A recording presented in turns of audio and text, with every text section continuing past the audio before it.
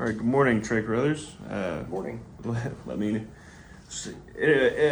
introduce yourself and tell us what you do here at Webco.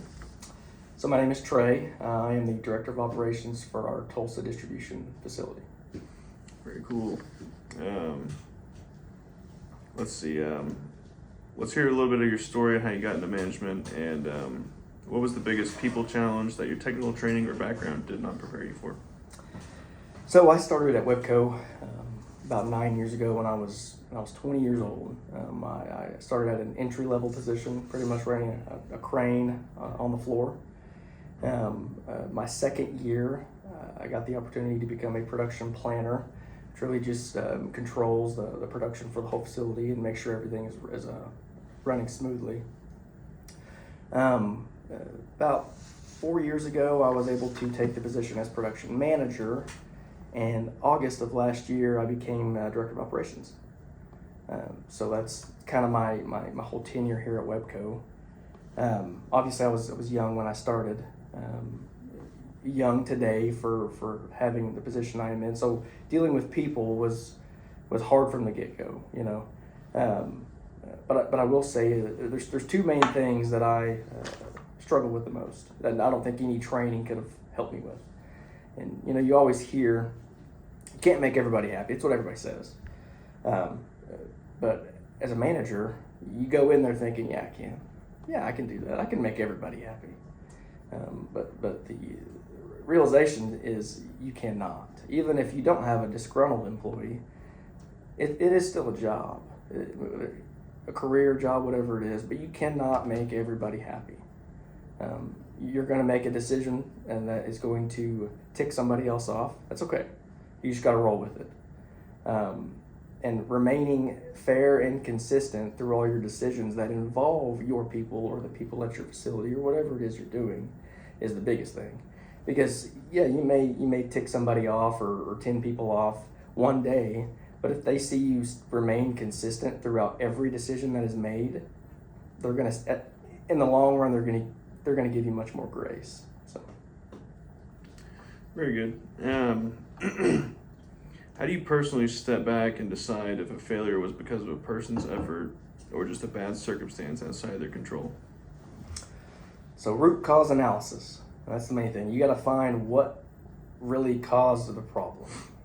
So for example, when I was a production planner, you know, I dealt with directly with sales, and you know, we got a hot job that comes in. It's due tomorrow, but 5 people of the 10 people call out on night shift and you can't get it all done. So that would be an example of something that is not, I mean, that's completely out of your control. You can't control if somebody or if your crew is going to come in on time or at all. But really just diving in and figuring out exactly what's wrong.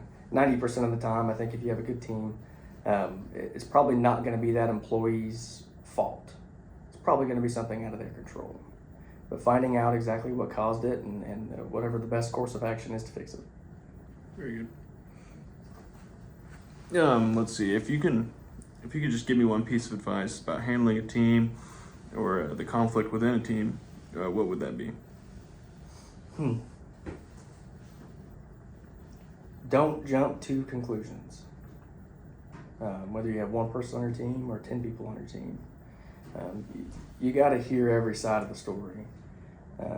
And once you hear every side of the story from your teammates, it's not a horrible idea to get a different angle from your boss or another manager in the company. Because I have learned a lot that, sure, I can do things one way, and it's probably the right way, or it could be the best way I know how, but getting views from everybody else is going to help you really attack that problem and figure out exactly what's going on. But making sure everybody feels heard, weigh your options, and execute the best course of action. Very good. How do you ensure employees have a sense of job satisfaction, and how important is it that it is maintained? Make sure they feel heard. If you are a manager or a boss or whatever it is that runs everything like a dictator, it's my way or the highway, you're probably not going to keep your good employees very often or very long. Sure, there's always those employees who are loyal, maybe not to you, but to the company, and they're going to stay and they're going to ride it out and they're going to be good. But if you don't hear them and at least take their thoughts and opinions and ideas into consideration, they're not going to have any satisfaction in their job whatsoever. If they do a good job, let them know it. If they do a bad job, let them know it. Sandwich it, good, bad, good. Yeah. But don't attack. Praise in public. Talk about the bad things in private. Don't ever do it publicly. But really hearing them and getting their thoughts, and always know that that's probably going to take you farther than anything you could do. Yeah. When looking at establishing a team, what do you value more, character or competency? That's a tough one. Character is obviously very high on that. If in a perfect world you have somebody who has both, but in my opinion, if you take somebody with a really, really high character and a low competency, you still take that person. I think character weighs more on that than just about anything. Because if they have a little bit of competency, you can grow that person. You can teach, you can train. It may take them longer. It may not be at the speed that you want it, but dang it, their character is there. They're going to show up on time. They're going to treat people right. That's the kind of person to me that a company needs. Again, you're not ever going to have the best of both worlds. Not always. Some people have that. But I think character is probably the strongest trait somebody could have and what employers should look in. Yeah. I think we do a good job of promoting from within. Is this something that model's used in? Where kind of they're the best operator we have, but maybe Absolutely. Maybe those people aren't correct for the leadership role. Absolutely. Myself, I explained earlier that I started on the floor and was able to work myself up with zero management training. Webco does classes and we have different things that we do training on here, but before I was able to come up into the office and become the admin side of things, I didn't have any of that training, but I was a really good operator. According to what I've heard, I had good character. I was good to people. I trained well. But yes, oftentimes you are going to have those employees who are studs out on the floor or whatever the scenario is.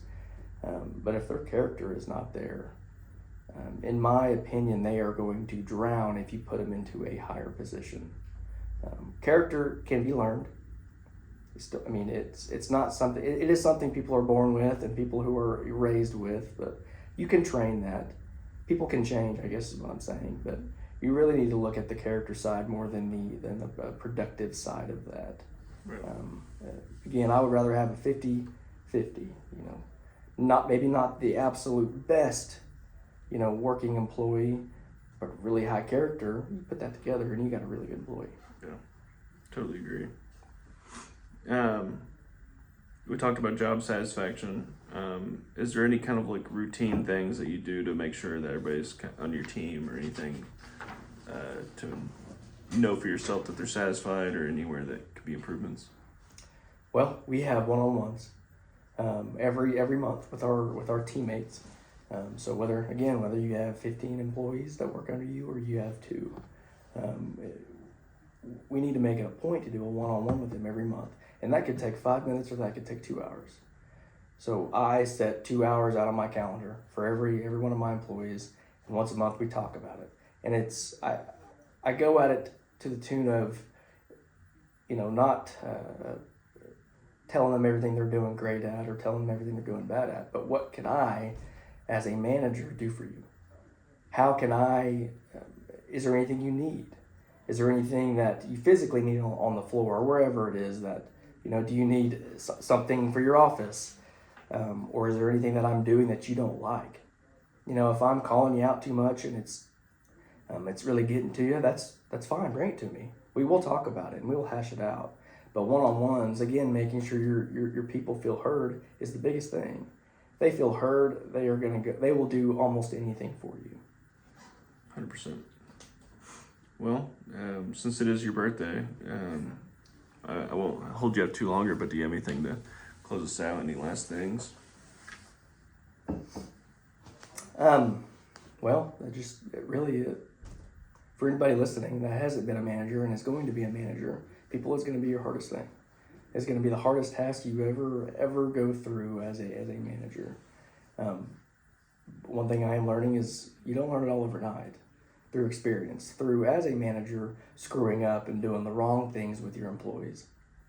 Best thing is for your employees to know that they can come to you and call you out respectfully, but hey man, I didn't like that. I didn't like how you approached me there. I didn't like how we handled this. And you talk through it and you take that advice and you change it. 100%. Well, thank you very much for your time. Thank you.